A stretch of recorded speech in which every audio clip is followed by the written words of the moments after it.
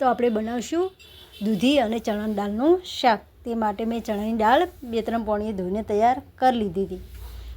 ને આપણે જે ગરમ પાણી કર્યું હતું તે અંદર એડ કરીને થોડી વાર પલાળવા દઈશું. આપણી દાળ પલળે ત્યાં સુધી આપણે 2 દૂધી લઈ લીધી હતી. દૂધીને આપણે પાતળી લેવાની છે, બહુ જાડી લેવાની નથી. તો જો મેં 2 દૂધી લઈ, હવે દૂધીને આપણે 2 સાઈડથી કટિંગ કરી લઈશું. અને દૂધીને આપણે આવી રીતે ચક્કાની મદદથી સોલી લેવાની છે. આપણે આવી રીતે 2 દૂધી આવી રીતે સોલીને તૈયાર કરી લઈશું. તો જો આપણી દૂધી સોલીને તૈયાર, હવે આપણે એના આવી રીતે સરખા ભાગે ચીરી કરી લઈશું. અને આવી રીતે માપના કટિંગ કરવાના છે પીસ. આપણે નહીં મોટી કટિંગ કરવાની, નહીં નાના. આપણે આવી રીતે માપના કટિંગ કરીશું. એટલે કે આપણે દૂધી મોટી રાખશું તો ચડશે નહીં, અને નાની રાખશું તો ગળી જશે. એટલે આપણે માપની દૂધી કટિંગ કરીને લઈ લીધી હતી. જો આપણી દૂધી આવી રીતે કટિંગ કરીને તૈયાર થઈ. આપણે જે ચણાની દાળ પલાળવા મૂકી તે પણ પલળીને તૈયાર થઈ ગઈ છે. તો આપણે છે ને હવે કુકર લઈ લઈશું. કુકરમાં આપણે 3 ચમચી મોટી તેલ ગરમ કરવા મૂકશું.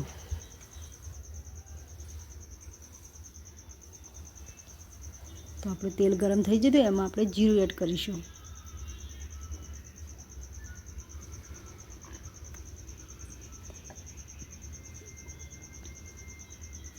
તો આપણું જીરું પણ સારી રીતે ફૂટીને એડ થઈ જતું. હવે આપણે જે લીલા મરચાં કટિંગ કર્યા હતા તે અંદર એડ કરી દઈશું. થોડી હળદર એડ કરીશું. થોડું લાલ મરચું એડ કરીશું.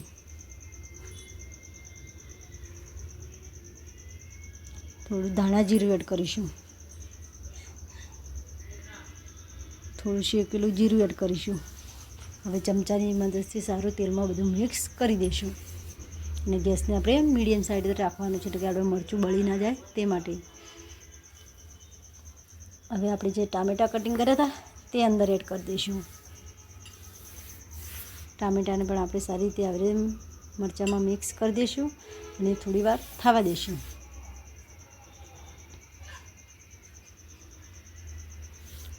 તો જો આપણા ટામેટાં તૈયાર થઈ જાય, એમાં આપણે જે દૂધી કટિંગ કરી તે બધી અંદર એડ કરી દઈશું. અને જે ચણાની દાળ પલાળીને મૂકી તે પણ બધી અંદર એડ કરી દઈશું.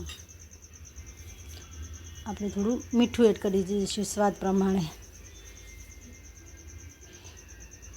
આપણે દૂધીને અને ચણાની દાળને સારી રીતે મરચાંમાં મિક્સ કરી દઈશું મસાલાની અંદર. એટલે કે આપણે મસાલો સારી રીતે મરચાંની દૂધીની અંદર એડ થઈ જાય અને સારી રીતે મિક્સ થઈ જાય.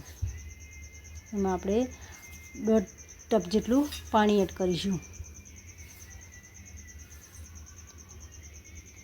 આપણે પાણી પ્રમાણ માપે જ રાખવાનું છે, એટલે કે આપણે દૂધી શાક છે તે ગળી ના જાય તે માટે. હવે આપણે છે ને કુકરને બંધ કરીને આપણે 5 વિસલ મીડિયમ ગેસ ઉપર થવા દઈશું.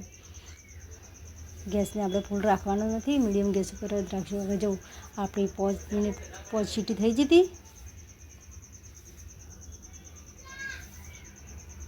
તો આપણે કુકરનું ઢાંકણ ખોલીને જોઈ લઈએ તો આપણું શાક બનીને તૈયાર થઈ જશે કે નહીં. તો જો આપણું શાક સરસ તૈયાર થઈ જશે. જો હવે શાક જોઈ લઈએ તો આપણી દાળ છે ને તે સરસ ગળીને તૈયાર થઈ જતી. એટલે કે આપણું શાક સારી રીતે બનીને તૈયાર થઈ જશે.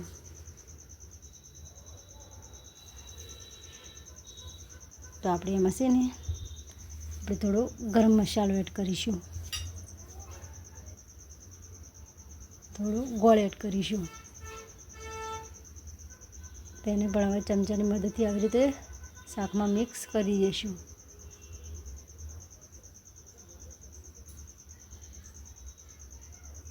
હવે આપણે શાકને થોડી વાર ઠંડુ થવા દઈશું.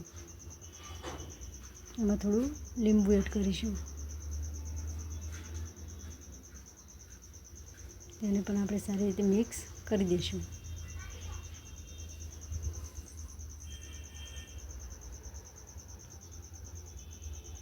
હવે આપણે જે લીલા ધાણા કટિંગ કર્યા હતા તે પણ બધા એડ કરી દઈશું. તો તમને અમારી આ રેસીપી ગમી હોય તો અમારા વિડીયોને લાઈક કરજો, શેર કરજો, સબસ્ક્રાઈબર કરજો. જય સીતારામ, જય માતાજી.